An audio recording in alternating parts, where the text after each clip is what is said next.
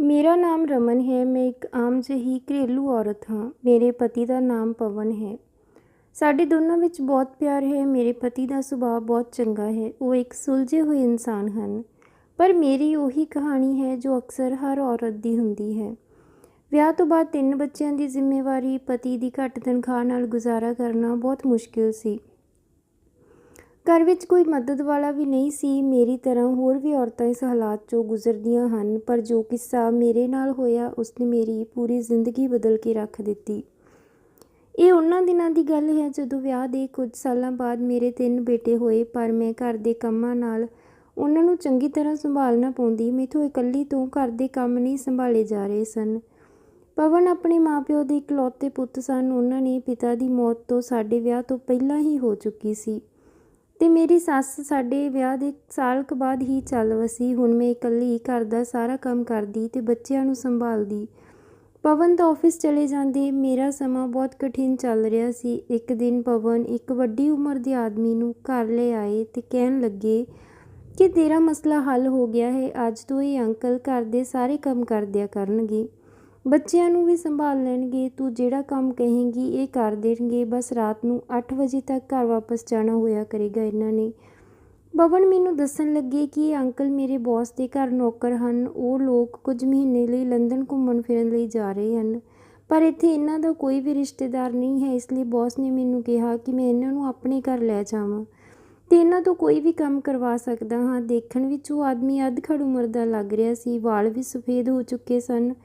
ਉਹਨਾਂ ਨੂੰ ਦੇਖ ਕੇ ਮੈਂ ਸੋਚ ਰਹੀ ਸੀ ਕਿ ਜੇ ਕੋਈ ਔਰਤ ਹੁੰਦੀ ਤਾਂ ਜ਼ਿਆਦਾ ਵਧੀਆ ਹੋਣਾ ਸੀ। ਭਲਾ ਉਹ ਆਦਮੀ ਮੇਰੀ ਉਸ ਉਮਰ ਵਿੱਚ ਕੀ ਮਦਦ ਕਰ ਸਕਦਾ ਸੀ।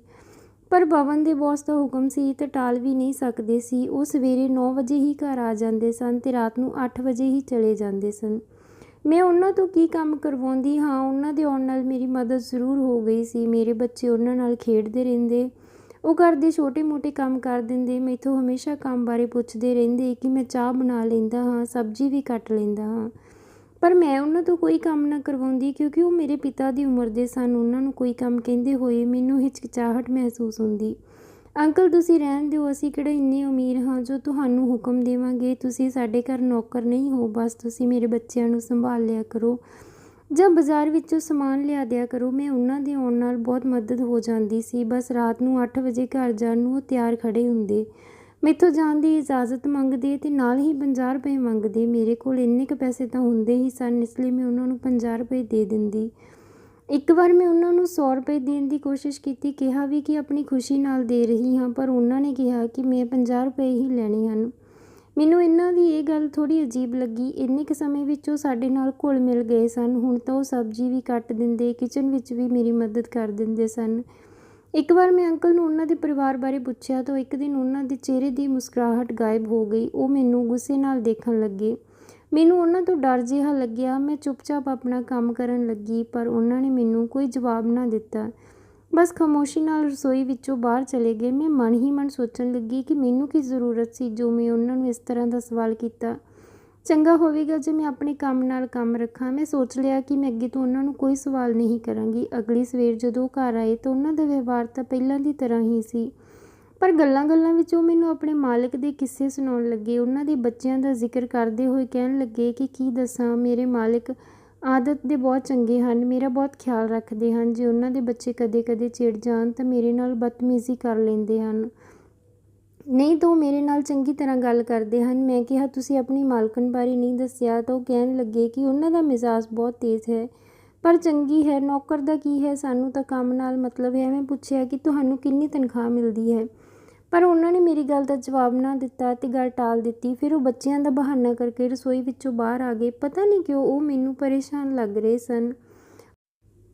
ਪਵਨ ਨੇ ਉਹਨਾਂ ਨੂੰ ਕਿਹਾ ਵੀ ਕਿ ਤੁਸੀਂ ਗੈਸਟ ਰੂਮ ਵਿੱਚ ਰੁਕ ਜਾਇਆ ਕਰੋ, ਪਰ ਉਹ ਤਾਂ 8 ਵਜਦੇ ਇਸ ਤਰ੍ਹਾਂ ਜਲਦੀ ਕਰਦੇ ਜਿਵੇਂ ਕੋਈ ਉਹਨਾਂ ਦਾ ਇੰਤਜ਼ਾਰ ਕਰ ਰਿਹਾ ਹੋਵੇ। ਇੱਕ ਵਾਰ ਖੁਦ ਹੀ ਆਪਣੀ ਪਤਨੀ ਬਾਰੇ ਦੱਸਣ ਲੱਗੇ ਕਿ ਉਹ ਮੇਰਾ ਬਹੁਤ ਖਿਆਲ ਰੱਖਦੀ ਹੈ, ਬਹੁਤ ਚੰਗੀ ਔਰਤ ਹੈ। ਮੈਂ ਕਿਹਾ ਤੁਸੀਂ ਆਂਟੀ ਕੋਲ ਜਾਣ ਲਈ 8 ਵਜੇ ਇੰਨੀ ਜਲਦੀ ਕਰਦੇ ਹੋ, ਉਹ ਤੁਹਾਡਾ ਇੰਤਜ਼ਾਰ ਕਰਦੀ ਹੋਵੇਗੀ। ਪਰ ਉਹਨਾਂ ਦੇ ਚਿਹਰੇ 'ਤੇ ਉਦਾਸੀ ਛਾ ਗਈ। ਉਹ ਗਹਿਰੀ ਸੋਚ ਵਿੱਚ ਗੁੰਮ ਹੋ ਗਏ। ਕਹਿਣ ਲੱਗੇ ਕਿ ਠੀਕ ਕਿਹਾ ਬੇਟਾ, ਉਹ ਮੇਰਾ ਇੰਤਜ਼ਾਰ ਕਰਦੀ ਹੈ। ਮੈਂ ਥੋੜ੍ਹਾ ਜਿਹਾ ਵੀ ਲੇਟ ਹੋ ਜਾਵਾਂ ਤਾਂ ਉਹ ਪਰੇਸ਼ਾਨ ਹੋ ਜਾਂਦੀ ਹੈ। ਘਰ ਜਾਂਦਾ ਹਾਂ, ਉਸਦੇ ਕੋਲ ਬੈਠਦਾ ਹਾਂ, ਉਦੋਂ ਹੀ ਮੇਰੇ ਪੋਤਾ ਪੋਤੀ ਆ ਕੇ ਮੇਰੇ ਗਲੇ ਲੱਗ ਜਾਂਦੇ ਹਨ। ਨੂੰ ਮੈਨੂੰ ਪਾਣੀ ਦਾ ਗਲਾਸ ਲਿਆ ਕੇ ਦਿੰਦੀ ਹੈ, ਮੇਰੇ ਲਈ ਖਾਣਾ ਲਗਾਉਂਦੀ ਹੈ, ਪਰ ਇੱਕ ਤੂੰ ਹੈ ਜੋ ਮੈਨੂੰ ਇੱਥੋਂ ਖਾਣਾ ਖਾਧੇ ਬਿਨਾਂ ਜਾਣ ਹੀ ਨਹੀਂ ਦਿੰਦੀ। ਮੈਨੂੰ ਰੋਜ਼ ਨੂੰ ਮਨਾ ਕਰਦੇ ਚੰਗਾ ਨਹੀਂ ਲੱਗਦਾ। ਉਹ ਮੈਨੂੰ ਪਿਆਰ ਨਾਲ ਕਹਿਣ ਲੱਗੇ ਜਿਵੇਂ ਇੱਕ ਪਿਓ ਆਪਣੀ ਧੀ ਨੂੰ ਕਹਿੰਦਾ ਹੋਵੇ। ਫਿਰ ਰਾਤ ਨੂੰ ਮੇਰਾ ਬੇਟਾ ਆ ਕੇ ਮੇਰੇ ਕੋਲ ਬੈਠਦਾ ਹੈ। ਮੈਂ ਉਸਨੂੰ ਕਹਿੰਦਾ ਹਾਂ ਕਿ ਰਮਨ ਤੇ ਪਵਨ ਮੇਰਾ ਬਹੁਤ ਖਿਆਲ ਰੱਖਦੇ ਹਨ। ਉਹਨਾਂ ਦੀਆਂ ਗੱਲਾਂ ਸੁਣ ਕੇ ਮੈਨੂੰ ਬਹੁਤ ਖੁਸ਼ੀ ਹੋਈ ਕਿ ਚਲੋ ਉਹਨਾਂ ਦੀ ਔਲਾਦ ਇੰਨੀ ਨੇਕ ਹੈ ਜੋ ਉਹਨਾਂ ਦੀ ਇੰਨੀ ਸੇਵਾ ਕਰਦੀ ਹੈ। ਨਹੀਂ ਤਾਂ ਅੱਜ ਕੱਲ੍ਹ ਦੇ ਬੱਚੇ ਮਾਤਾ ਪਿਤਾ ਨੂੰ ਪੁੱਛਦੇ ਵੀ ਨਹੀਂ। ਫਿਰ ਉਹ ਕਹਿਣ ਲੱਗੇ ਕਿ ਜਦੋਂ ਤੱਕ ਮੇਰੀ ਪਤਨੀ ਦਿਨ ਦੀਆਂ ਸਾਰੀਆਂ ਗੱਲਾਂ ਮੈਨੂੰ ਦੱਸ ਨਾ ਦੇਵੇ ਉਸਨੂੰ ਚੈਨ ਨਹੀਂ ਆਉਂਦਾ, ਪਰ ਮੈਂ ਉਸਦੀ ਗੱਲ ਖਤਮ ਹੋਣ ਤੋਂ ਪਹਿਲਾਂ ਹੀ ਸੌਂ ਜਾਂਦਾ ਹਾਂ। ਫਿਰ ਉਹ ਹੱਸਣ ਲੱਗੇ, ਪਰ ਹੱਸਦੇ ਹੱਸਦੇ ਉਹਨਾਂ ਦੀ ਅੱਖਾਂ ਵਿੱਚ ਹੰਝੂ ਆ ਗਏ। ਸ਼ਾਇਦ ਹੱਸਦੇ ਹੱਸਦੇ ਉਹਨਾਂ ਦੀ ਅੱਖਾਂ ਵਿੱਚੋਂ ਪਾਣੀ ਆ ਗਿਆ ਸੀ। ਫਿਰ ਉਹ ਕਹਿਣ ਲੱਗੇ ਕਿ ਜੇ ਮੇਰੀ ਕੋਈ ਬੇਟੀ ਹੁੰਦੀ ਤਾਂ ਬਿਲਕੁਲ ਤੇਰੇ ਵਰਗੀ ਹੁੰਦੀ। ਫਿਰ ਮੈਂ ਪੁੱਛ ਬੈਠੀ ਕਿ ਤੁਸੀਂ ਨੌਕਰੀ ਕਿਉਂ ਕਰਦੇ ਹੋ। ਮੇਰੇ ਸਵਾਲ 'ਤੇ ਉਹ ਫਿਰ ਘਬਰਾ ਗਏ। ਇਸ ਵਾਰ ਫਿਰ ਉਹ ਬਿਨਾਂ ਜਵਾਬ ਦਿੱਤੇ ਚਲੇ ਗਏ। ਮੈਂ ਖੁਦ ਹੀ ਸੋਚ ਲਿਆ ਕਿ ਸ਼ਾਇਦ ਪੈਸੇ ਦੀ ਪਰੇਸ਼ਾਨੀ ਹੋਵੇਗੀ। ਇੱਕ ਦਿਨ ਪਵਨ ਨੂੰ ਕਿਹਾ ਕਿ ਤੁਹਾਡਾ ਬੌਸ ਤਾਂ ਅੰਕਲ ਨੂੰ ਚੰਗੀ ਤਨਖਾਹ ਦਿੰਦਾ ਹੋਵੇਗਾ, ਪਰ ਹੁਣ ਉਹ ਇੱਥੇ ਨਹੀਂ ਹਨ ਤਾਂ ਅੰਕਲ ਨੂੰ ਪਰੇਸ਼ਾਨੀ ਹੁੰਦੀ ਹੋਵੇਗੀ। ਤੁਸੀਂ ਅੰਕਲ ਨੂੰ ਤਨਖਾਹ ਦੇ ਦੇਣੀ ਸੀ। ਤਾਂ ਪਵਨ ਕਹਿਣ ਲੱਗੇ ਕਿ ਮੈਂ ਉਹਨਾਂ ਨੂੰ ਕਈ ਵਾਰ ਪੈਸੇ ਦੇਣ ਦੀ ਕੋਸ਼ਿਸ਼ ਕੀਤੀ, ਪਰ ਉਹ ਕਹਿ ਦਿੰਦੇ ਹਨ ਕਿ ਉਹ ਤਾਂ ਇੱਥੋਂ 50 ਰੁਪਏ ਲੈਂਦੇ ਹਨ, ਉਹੀ ਉਹਨਾਂ ਦੀ ਤਨਖਾਹ ਹੈ। ਪਵਨ ਦੀ ਗੱਲ ਸੁਣ ਕੇ ਮੈਂ ਫੈਸਲਾ ਕਰ ਲਿਆ ਕਿ ਮੈਂ ਅੰਕਲ ਨੂੰ ਪੁੱਛਾਂਗੀ ਕਿ ਅਖੀਰ ਉਹ 50 ਰੁਪਏ ਦਾ ਕੀ ਕਰਦੇ ਹਨ। ਅਗਲੇ ਦਿਨ ਜਦੋਂ ਮੈਂ ਉਹਨਾਂ ਨੂੰ 50 ਰੁਪਏ ਦਿੱਤੇ ਤਾਂ ਮੈਂ ਪੁੱਛ ਹੀ ਲਿਆ ਕਿ ਇੰਨੇ ਕੁ ਪੈਸੇ ਵਿੱਚ ਉਹਨਾਂ ਨੂੰ ਕੀ ਮਿਲਦਾ ਹੈ। ਇਸ ਵਾਰ ਉਹ ਖਾਮੋਸ਼ੀ ਨਾਲ ਬਾਹਰ ਨਹੀਂ ਗਏ, ਸਗੋਂ ਮੈਨੂੰ ਕਹਿਣ ਲੱਗੇ ਕਿ ਬੇਟਾ ਤੂੰ ਮੇਰੇ ਘਰ ਆਉਣਾ ਤੇ ਸਭ ਆਪਣੀਆਂ ਅੱਖਾਂ ਨਾਲ ਦੇਖ ਲਵੀਂ। ਅਗਲੇ ਦਿਨ ਮੈਂ ਉਹਨਾਂ ਦੇ ਘਰ ਪਹੁੰਚ ਗਈ ਤੇ ਮੇਰੇ ਪੈਰਾਂ ਥੱਲੇ ਜ਼ਮੀਨ ਖਿਸਕ ਗਈ, ਕਿਉਂਕਿ ਉੱਥੇ ਤਾਂ ਮੈਂ ਤੇ ਪਵਨ ਦੋਨੋਂ ਹੀ ਅੰਕਲ ਦੇ ਘਰ ਗਏ। ਇੱਕ ਸੁੰਨਸਾਨ ਇਲਾਕਾ ਸੀ, ਛੋਟੀਆਂ ਛੋਟੀਆਂ ਗਲੀਆਂ ਸਨ, ਤੰਗ ਜਿਹਾ ਮਾਹੌਲ ਸੀ। ਇੱਕ ਗਲੀ ਦਾ ਆਖਰੀ ਮਕਾਨ ਸਾਹਮਣੇ ਅਸੀਂ ਅੰਕਲ ਨਾਲ ਖੜੇ ਸੀ, ਪਰ ਉਸ ਦਾ ਦਰਵਾਜ਼ਾ ਬੰਦ ਸੀ। ਧੱਕਾ ਮਾਰਨ ਨਾਲ ਦਰਵਾਜ਼ਾ ਖੁੱਲ੍ਹ ਗਿਆ। ਸਾਹਮਣੇ ਕੱਚਾ ਵਿਹੜਾ ਸੀ। ਮੈਂ ਤੇ ਪਵਨ ਇੱਕ ਦੂਜੇ ਨੂੰ ਹੈਰਾਨੀ ਨਾਲ ਦੇਖਣ ਲੱਗੇ। ਫਿਰ ਅਸੀਂ ਅੰਦਰ ਗਏ। ਘਰ ਵਿੱਚ ਬਹੁਤ ਖਾਮੋਸ਼ੀ ਸੀ। ਸਾਹਮਣੇ 2 ਕਮਰੇ ਬਣੇ ਹੋਏ ਸਨ। ਜੋ ਰੁੱਖ ਲੱਗੇ ਸਨ ਉਹ ਬਿਲਕੁਲ ਸੁੱਕ ਚੁੱਕੇ ਸਨ। ਉੱਥੇ ਹਰ ਚੀਜ਼ ਮਿੱਟੀ ਦਾ ਢੇਰ ਬਣੀ ਪਈ ਸੀ। ਵਿਹੜੇ ਦੇ ਇੱਕ ਕੋਨੇ ਵਿੱਚ ਇੱਕ ਕਬਰ ਬਣੀ ਹੋਈ ਸੀ, ਉਸਦੀ ਮਿੱਟੀ ਵੀ ਗਿੱਲੀ ਸੀ। ਘਰ ਵਿੱਚ ਕੋਈ ਵੀ ਆਦਮੀ ਨਹੀਂ ਸੀ। ਅੰਕਲ ਦਾ ਮੰਜਾ ਵੀ ਕਬਰ ਕੋਲ ਹੀ ਪਿਆ ਸੀ, ਜਿਸ ਕੋਲ ਇੱਕ ਘੜਾ ਰੱਖਿਆ ਹੋਇਆ ਸੀ। ਅੰਕਲ ਸਭ ਤੋਂ ਪਹਿਲਾਂ ਕਬਰ ਕੋਲ ਗਏ। ਕਹਿਣ ਲੱਗੇ, ਦੇਖ ਕੌਣ ਆਇਆ ਹੈ। ਤੈਨੂੰ ਦੱਸਿਆ ਸੀ ਨਾ ਕਿ ਰਮਨ ਆਉਣ ਦੀ ਜ਼ਿੱਦ ਕਰ ਰਹੀ ਹੈ। ਆਨੇ ਬਹਾਨੇ ਤੇਰੇ ਬਾਰੇ ਪੁੱਛਦੀ ਰਹਿੰਦੀ ਹੈ, ਇਸ ਲਈ ਇਸ ਵਾਰ ਮੈਂ ਇਸ ਨੂੰ ਲੈ ਕੇ ਆਇਆ ਹਾਂ। ਇਹ ਸਭ ਕੁਝ ਦੇਖ ਕੇ ਮੇਰੇ ਪੈਰ ਉੱਥੇ ਹੀ ਜੰਮ ਗਏ। ਅੰਕਲ ਨੇ ਆਪਣੀ ਜੇਬ ਵਿੱਚੋਂ ਅਗਰਬੱਤੀ ਕੱਢ ਕੇ ਕਬਰ 'ਤੇ ਜਲਾ ਦਿੱਤੀ। ਫਿਰ ਸਾਨੂੰ ਕਹਿਣ ਲੱਗੇ ਕਿ ਤੁਸੀਂ ਦੋਨੋਂ ਉੱਥੋਂ ਕਿਉਂ ਰੁਕ ਗਏ, ਇੱਥੇ ਆਓ। ਤੂੰ ਪੁੱਛਦੀ ਸੀ ਨਾ ਕਿ ਮੈਂ 50 ਰੁਪਏ ਦਾ ਕੀ ਲੈਂਦਾ ਹਾਂ। ਮੇਰੀ ਪਤਨੀ ਨੂੰ ਅਗਰਬੱਤੀ ਦੀ ਖੁਸ਼ਬੂ ਬਹੁਤ ਪਸੰਦ ਹੈ, ਇਸ ਲਈ ਮੈਂ ਰੋਜ਼ ਉਸ ਲਈ ਅਗਰਬੱਤੀ ਲੈ ਕੇ ਆਉਂਦਾ ਹਾਂ। ਇਹ ਖੁਸ਼ ਹੋ ਜਾਂਦੀ ਹੈ। ਚਲੋ ਮੈਂ ਤੁਹਾਨੂੰ ਆਪਣੀ ਨੂੰਹ ਨਾਲ ਮਿਲਵਾਉਂਦਾ ਹਾਂ। ਉਹ ਰਸੋਈ ਵਿੱਚ ਖਾਣਾ ਬਣਾ ਰਹੀ ਹੈ। ਰਸੋਈ ਦੀ ਹਾਲਤ ਵੀ ਬਾਕੀ ਘਰ ਤੋਂ ਅਲੱਗ ਨਹੀਂ ਸੀ। ਰਸੋਈ ਖਾਲੀ ਸੀ, ਉਸ ਵਿੱਚ ਕੁਝ ਸਟੀਲ ਦੇ ਭਾਂਡੇ ਪਏ ਸਨ। ਮੈਨੂੰ ਲੱਗਿਆ ਕਿ ਸ਼ਾਇਦ ਕਿਸੇ ਹਾਦਸੇ ਵਿੱਚ ਉਹਨਾਂ ਦੇ ਪਰਿਵਾਰ ਦੀ ਮੌਤ ਹੋ ਗਈ ਹੋਵੇਗੀ, ਇਸ ਲਈ ਅੰਕਲ ਸਦਮੇ ਵਿੱਚ ਸਨ। ਫਿਰ ਸਾਨੂੰ ਆਪਣੇ ਬੇਟੇ ਦੇ ਕਮਰੇ ਵਿੱਚ ਲੈ ਗਈ। ਉੱਥੇ ਵੀ ਕੋਈ ਨਹੀਂ ਸੀ, ਪਰ ਕੰਧ 'ਤੇ ਇੱਕ ਵੱਡੀ ਫੋਟੋ ਲੱਗੀ ਹੋਈ ਸੀ, ਜਿਸ ਨੂੰ ਦੇਖ ਕੇ ਪਵਨ ਇੱਕਦਮ ਹੈਰਾਨ ਹੋ ਗਏ ਤੇ ਅੰਕਲ ਵੱਲ ਦੇਖਣ ਲੱਗੇ। ਉਸ ਤਸਵੀਰ ਵਿੱਚ ਅੰਕਲ ਆਪਣੇ ਨੂੰਹ ਪੁੱਤ ਨਾਲ ਖੜੇ ਮੁਸਕਰਾ ਰਹੇ ਸਨ। ਪਵਨ ਹੈਰਾਨ ਹੁੰਦੇ ਹੋਏ ਅੰਕਲ ਦੇ ਮੁੰਡੇ ਵੱਲ ਉਂਗਲੀ ਕਰਕੇ ਕਹਿਣ ਲੱਗੇ, ਪ੍ਰਦੀਪ ਸਰ। ਮੈਂ ਨਾਮ ਸੁਣ ਕੇ ਦੰਗ ਰਹਿ ਗਈ, ਕਿਉਂਕਿ ਮੈਂ ਕਦੇ ਪਵਨ ਦੇ ਬੌਸ ਨੂੰ ਨਹੀਂ ਦੇਖਿਆ ਸੀ, ਉਹਨਾਂ ਬਾਰੇ ਸਿਰਫ ਸੁਣਿਆ ਹੀ ਸੀ। ਤਾਂ ਤੁਸੀਂ ਬੌਸ ਦੇ ਪਾਪਾ ਹੋ। ਅੰਕਲ ਦੀਆਂ ਅੱਖਾਂ ਵਿੱਚੋਂ ਹੰਝੂ ਨਿਕਲ ਰਹੇ ਸਨ। ਉਹ ਫੁੱਟ-ਫੁੱਟ ਕੇ ਰੋਣ ਲੱਗੇ। ਪਵਨ ਨੇ ਉਹਨਾਂ ਨੂੰ ਗਲੇ ਲਗਾ ਲਿਆ। ਮੇਰਾ ਘਰ ਬਰਬਾਦ ਹੋ ਗਿਆ। ਮੈਨੂੰ ਤਾਂ ਅੱਜ ਤੱਕ ਇਹ ਵੀ ਨਹੀਂ ਪਤਾ ਕਿ ਮੇਰਾ ਕਸੂਰ ਕੀ ਸੀ। ਮੈਂ ਤਾਂ ਹਮੇਸ਼ਾ ਆਪਣੇ ਮਾਤਾ ਪਿਤਾ ਦੀ ਸੇਵਾ ਕੀਤੀ, ਬੇਟੇ ਦੀ ਚੰਗੀ ਪਰਵਰਿਸ਼ ਕੀਤੀ, ਉਸਨੂੰ ਚੰਗਾ ਪੜ੍ਹਾਉਣ ਖਾਤਰ ਆਪਣਾ ਚੈਨ ਸਕੂਨ ਸਭ ਬਰਬਾਦ ਕਰ ਲਿਆ। ਸ਼ੁਰੂ ਤੋਂ ਹੀ ਮੈਂ ਦੇਵ ਸਰ ਦੇ ਘਰ ਨੌਕਰੀ ਕਰਦਾ ਸੀ। ਮੇਰੀ ਤਨਖਾਹ ਨਾਲ ਹੀ ਗੁਜ਼ਾਰਾ ਚੱਲਦਾ ਸੀ। ਮੇਰੀ ਪਤਨੀ ਪੂਰਾ ਦਿਨ ਮੇਰੇ ਮਾਤਾ ਪਿਤਾ ਦੀ ਸੇਵਾ ਕਰਦੀ। ਉਸ ਵਿੱਚ ਇੰਨੀ ਹਿੰਮਤ ਨਹੀਂ ਸੀ ਕਿ ਉਹ ਕਦੇ ਮੇਰੀ ਮਾਂ ਨੂੰ ਮੋੜ ਕੇ ਕੋਈ ਜਵਾਬ ਦੇ ਦੇਵੇ।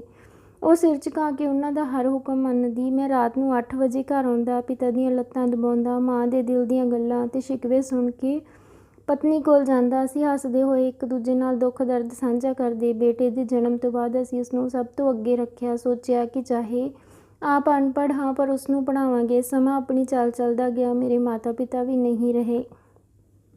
ਸਾਡੀ ਜਵਾਨੀ ਬੇਟੇ ਦੀ ਪਰਵਰਿਸ਼ ਕਰਦੇ ਕਰਦੇ ਕਦੋਂ ਬੁਢਾਪੇ ਵਿੱਚ ਬਦਲ ਗਈ, ਪਤਾ ਹੀ ਨਾ ਚੱਲਿਆ। ਮੇਰਾ ਬੇਟਾ ਦੇਵ ਸਰ ਦੇ ਆਫਿਸ ਵਿੱਚ ਕੰਮ ਕਰਨ ਲੱਗਿਆ ਸੀ। ਅਸੀਂ ਆਪਣੀ ਜ਼ਿੰਦਗੀ ਦੇਵ ਸਰ ਦੇ ਪਰਿਵਾਰ ਦੀ ਉਤਰਨ ਪਾ ਕੇ ਲੰਘਾਈ ਸੀ। ਉਹਨਾਂ ਦਾ ਬਚਿਆ ਖਾਣਾ ਵੀ ਖਾਧਾ ਸੀ। ਦੇਵ ਸਰ ਦੀ ਇਕਲੌਤੀ ਧੀ ਸੀ, ਇਸ ਲਈ ਉਹ ਬਹੁਤ ਜ਼ਿਆਦਾ ਸਿਰ ਚੜ੍ਹੀ ਹੋਈ ਸੀ।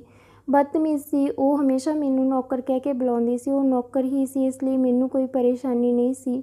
ਮੇਰੇ ਬੇਟੇ ਦੀ ਤਨਖਾਹ ਵੀ ਚੰਗੀ ਸੀ। ਸੋਚਿਆ ਸੀ ਕਿ ਚਲੋ ਸਾਡੇ ਦਿਨ ਵੀ ਬਦਲ ਜਾਣਗੇ, ਮੈਂ ਵੀ ਨੌਕਰੀ ਛੱਡ ਕੇ ਘਰ ਬੈਠ ਜਾਵਾਂਗਾ। ਜੋ ਸਮਾਂ ਪਹਿਲਾਂ ਆਪਣੀ ਪਤਨੀ ਨਾਲ ਨਹੀਂ ਬਿਤਾਇਆ, ਉਹ ਇਸ ਉਮਰ ਵਿੱਚ ਬਿਤਾਵਾਂਗਾ। ਸੋਚਦਾ ਸੀ ਕਿ ਜਿਵੇਂ ਮੇਰੀ ਪਤਨੀ ਮੇਰੇ ਮਾਤਾ ਪਿਤਾ ਦੀ ਸੇਵਾ ਕਰਦੀ ਸੀ, ਸਾਡੀ ਨੂੰਹ ਵੀ ਇਸ ਤਰ੍ਹਾਂ ਹੀ ਸਾਡੀ ਸੇਵਾ ਕਰੇਗੀ। ਫਿਰ ਇੱਕ ਦਿਨ ਦੇਵ ਸਰ ਸਾਡੇ ਘਰ ਆਪਣੀ ਬੇਟੀ ਦਾ ਰਿਸ਼ਤਾ ਲੈ ਕੇ ਆਏ। ਮੈਂ ਤਾਂ ਹੈਰਾਨ ਰਹਿ ਗਿਆ। ਮੇਰਾ ਬੇਟਾ ਬਹੁਤ ਮਿਹਨਤੀ ਤੇ ਹੋਣਹਾਰ ਸੀ। ਦੇਵ ਸਰ ਨੂੰ ਆਪਣੀ ਬੇਟੀ ਲਈ ਹੋਰ ਕੀ ਚਾਹੀਦਾ ਸੀ। ਮੇਰੀ ਜ਼ਿੰਦਗੀ ਤਾਂ ਸਾਰੀ ਉਮਰ ਗੁਲਾਮੀ ਕਰਦੇ ਹੀ ਲੰਘ ਗਈ ਸੀ। ਹੁਣ ਉਹ ਮੇਰੇ ਬੇਟੇ ਨੂੰ ਗੁਲਾਮ ਬਣਾਉਣਾ ਚਾਹੁੰਦੇ ਸਨ। ਉਹਨਾਂ ਦੀ ਬਦਤਮੀਜ਼ ਤੇ ਜ਼ਿੱਦੀ ਬੇਟੀ ਜੇ ਵਿਆਹ ਕਰਕੇ ਕਿਸੇ ਦੇ ਘਰ ਜਾਂਦੀ ਵੀ ਤਾਂ 2 ਦਿਨ ਤੋਂ ਵੱਧ ਨਾ ਟਿਕਦੀ। ਇਸ ਲਈ ਉਹਨਾਂ ਨੇ ਮੇਰੇ ਬੇਟੇ ਨੂੰ ਫਸਾ ਲਿਆ। ਮੇਰਾ ਬੇਟਾ ਵੀ ਦੌਲਤ ਦੇਖ ਕੇ ਹਵਾ ਵਿੱਚ ਉੱਡਣ ਲੱਗਿਆ। ਉਸਨੇ ਮੇਰੇ ਲੱਖ ਸਮਝਾਉਣ 'ਤੇ ਵੀ ਦੇਵ ਸਰ ਦੀ ਬੇਟੀ ਨਾਲ ਵਿਆਹ ਕਰਵਾ ਲਿਆ। ਅਖੀਰ ਮੈਨੂੰ ਹੀ ਝੁਕਣਾ ਪਿਆ। ਵਿਆਹ ਤੋਂ ਬਾਅਦ ਨੀਹਾ ਕੁਝ ਦਿਨ ਹੀ ਸਾਡੇ ਘਰ ਰਹੀ ਤੇ ਫਿਰ ਸਾਡੇ ਬੇਟੇ ਨੂੰ ਆਪਣੇ ਨਾਲ ਲੈ ਕੇ ਚਲੀ ਗਈ। ਮੇਰੀ ਪਤਨੀ ਬਹੁਤ ਰੋਈ। ਮੈਂ ਉਸਨੂੰ ਸਮਝਾਇਆ ਕਿ ਪ੍ਰਦੀਪ ਦੀ ਆਪਣੀ ਜ਼ਿੰਦਗੀ ਹੈ, ਉਸਨੂੰ ਮਰਜ਼ੀ ਨਾਲ ਜਿਉਣ ਲੈਣ ਦੇ। ਉਹ ਕਹਿਣ ਲੱਗੀ ਕਿ ਆਪਾਂ ਵੀ ਆਪਣੀਆਂ ਇੱਛਾਵਾਂ ਮਾਰ ਕੇ ਪ੍ਰਦੀਪ ਲਈ ਸਭ ਕੀਤਾ, ਸਿਰਫ ਇਸੇ ਦਿਨ ਲਈ। ਮੈਂ ਉਸਨੂੰ ਸਮਝਾਇਆ ਕਿ ਇਹ ਆਪਣਾ ਫਰਜ਼ ਸੀ। ਉਹ ਰੋਣ ਲੱਗੀ ਤੇ ਕਹਿਣ ਲੱਗੀ ਕਿ ਬੇਟੇ ਦਾ ਕੋਈ ਫਰਜ਼ ਨਹੀਂ ਹੈ। ਮੈਂ ਉਸਨੂੰ ਬਹੁਤ ਸਮਝਾਉਣ ਦੀ ਕੋਸ਼ਿਸ਼ ਕੀਤੀ, ਪਰ ਬੇਟੇ ਦੀ ਜੁਦਾਈ ਕਰਕੇ ਉਹ ਬਿਮਾਰ ਰਹਿਣ ਲੱਗੀ। ਪ੍ਰਦੀਪ ਪਹਿਲਾਂ ਤਾਂ ਹਫ਼ਤੇ ਵਿੱਚ ਆਪਣੀ ਮਾਂ ਨੂੰ ਮਿਲਣ ਆਉਂਦਾ ਸੀ, ਘਰ ਖਰਚ ਲਈ ਪੈਸੇ ਵੀ ਦੇ ਦਿੰਦਾ ਸੀ, ਪਰ ਹੌਲੀ-ਹੌਲੀ ਉਸ ਦਾ ਆਉਣਾ ਘਟ ਗਿਆ। ਫਿਰ ਉਸਨੇ ਖਰਚ ਦੇਣਾ ਵੀ ਬੰਦ ਕਰ ਦਿੱਤਾ। ਮੈਂ ਕਿਸੇ ਹੋਰ ਘਰ ਵਿੱਚ ਨੌਕਰੀ ਕਰਨ ਲੱਗਿਆ। ਮੇਰੀ ਪਤਨੀ ਦਾ ਬੁਢਾਪਾ ਵੀ ਮੇਰੇ ਇੰਤਜ਼ਾਰ ਵਿੱਚ ਲੰਘਣ ਲੱਗਿਆ। ਜੇ ਮੈਨੂੰ ਥੋੜ੍ਹੀ ਦੇਰ ਹੋ ਜਾਂਦੀ ਤਾਂ ਉਹ ਪਰੇਸ਼ਾਨ ਹੋ ਜਾਂਦੀ। ਇਹੀ ਇੰਤਜ਼ਾਰ ਉਸਨੂੰ ਕਬਰ ਤੱਕ ਲੈ ਗਿਆ। ਮੈਂ ਇਕੱਲਾ ਰਹਿ ਗਿਆ। ਮੈਨੂੰ ਆਪਣੀ ਪਤਨੀ ਨਾਲ ਬਹੁਤ ਪਿਆਰ ਸੀ, ਇਸ ਲਈ ਮੈਂ ਉਸਨੂੰ ਕਿਤੇ ਨਾ ਜਾਣ ਦਿੱਤਾ ਤੇ ਵਿਹੜੇ ਵਿੱਚ ਹੀ ਉਸਨੂੰ ਦਫਨਾ ਦਿੱਤਾ। ਮੇਰਾ ਬੇਟਾ ਜ਼ਬਰਦਸਤੀ ਮੈਨੂੰ ਆਪਣੇ ਨਾਲ ਲੈ ਗਿਆ। ਮੈਂ ਦਿਨ ਤਾਂ ਉੱਥੇ ਗੁਜ਼ਾਰ ਲੈਂਦਾ, ਪਰ ਰਾਤ 8 ਵਜਦੇ ਹੀ ਮੈਨੂੰ ਲੱਗਦਾ ਕਿ ਮੇਰੀ ਪਤਨੀ ਮੇਰਾ ਇੰਤਜ਼ਾਰ ਕਰ ਰਹੀ ਹੈ। ਇਸ ਲਈ ਮੈਂ ਰਾਤ ਨੂੰ ਘਰ ਵਾਪਸ ਆ ਜਾਂਦਾ। ਨੇਹਾ ਨੇ ਕਦੇ ਮੈਨੂੰ ਆਪਣਾ ਸਹੁਰਾ ਨਹੀਂ ਸਮਝਿਆ, ਨਾ ਮੇਰੀ ਇੱਜ਼ਤ ਕੀਤੀ। ਹੁਣ ਵੀ ਉਹ ਮੈਨੂੰ ਨੌਕਰ ਕਹਿ ਕੇ ਬੁਲਾਉਂਦੀ ਹੈ। ਮੇਰਾ ਬੇਟਾ ਤਾਂ ਉਸਦੇ ਅਹਿਸਾਨਾਂ ਥੱਲੇ ਦੱਬਿਆ ਹੋਇਆ ਹੈ, ਇਸ ਲਈ ਉਸਨੂੰ ਕੁਝ ਨਹੀਂ ਕਹਿੰਦਾ। ਉਸਦੇ ਬੱਚੇ ਵੀ ਆਪਣੀ ਮਾਂ ਦੇ ਨਕਸ਼ੇ ਕਦਮਾਂ 'ਤੇ ਚੱਲਦੇ ਹਨ। ਉਸ ਘਰ ਵਿੱਚ ਅੱਜ ਵੀ ਮੇਰੀ ਹੈਸੀਅਤ ਨੌਕਰ ਦੀ ਹੀ ਹੈ। ਸਾਰੀ ਜ਼ਿੰਦਗੀ ਜਿਸ ਔਲਾਦ ਦੇ ਸੁਪਨੇ ਪੂਰੇ ਕਰਨ ਲਈ ਗੁਜ਼ਾਰ ਦਿੱਤੀ, ਉਸ ਕੋਲ ਸਾਡੇ ਲਈ ਸਮਾਂ ਹੀ ਨਹੀਂ। ਉਸਨੂੰ ਤਾਂ ਮੈਨੂੰ ਆਪਣਾ ਪਿਓ ਕਹਿੰਦੇ ਵੀ ਸ਼ਰਮ ਆਉਂਦੀ ਹੈ। ਅੰਕਲ ਦੀ ਕਹਾਣੀ ਸੁਣ ਕੇ ਮੇਰਾ ਰੋ-ਰੋ ਕੇ ਬੁਰਾ ਹਾਲ ਹੋ ਗਿਆ। ਔਲਾਦ ਆਪਣੇ ਮਾਤਾ ਪਿਤਾ ਨਾਲ ਇਸ ਤਰ੍ਹਾਂ ਕਿਵੇਂ ਕਰ ਸਕਦੀ ਹੈ? ਤਾਂ ਦੋਸਤੋ, ਇਹ ਸੀ ਕਹਾਣੀ। ਗੁਜ਼ਾਰਿਸ਼ ਹੈ ਕਿ ਆਪਣੇ ਮਾਤਾ ਪਿਤਾ ਨੂੰ ਜਿਹੜੀ ਬਣਦੀ ਇੱਜ਼ਤ ਆ ਉਹ ਜ਼ਰੂਰ ਦਿਆ ਕਰੋ। ਜਿਹੜੇ ਤੁਹਾਡੇ ਫਰਜ਼ ਨੇ ਉਹ ਜ਼ਰੂਰ ਪੂਰੇ ਕਰਿਆ ਕਰੋ ਉਹਨਾਂ ਪ੍ਰਤੀ। ਤਾਂ ਇਹ ਸੀ ਅੱਜ ਦੀ ਕਹਾਣੀ। ਉਮੀਦ ਕਰਦੇ ਹਾਂ ਤੁਹਾਨੂੰ ਪਸੰਦ ਆਈ ਹੋਵੇਗੀ। ਤਾਂ ਵੀਡੀਓ ਨੂੰ ਲਾਈਕ ਤੇ ਸ਼ੇਅਰ ਜ਼ਰੂਰ ਕਰ ਦਿਓ ਤੇ ਚੈਨਲ ਨੂੰ ਵੀ ਜ਼ਰੂਰ ਸਬਸਕ੍ਰਾਈਬ ਕਰਿਓ।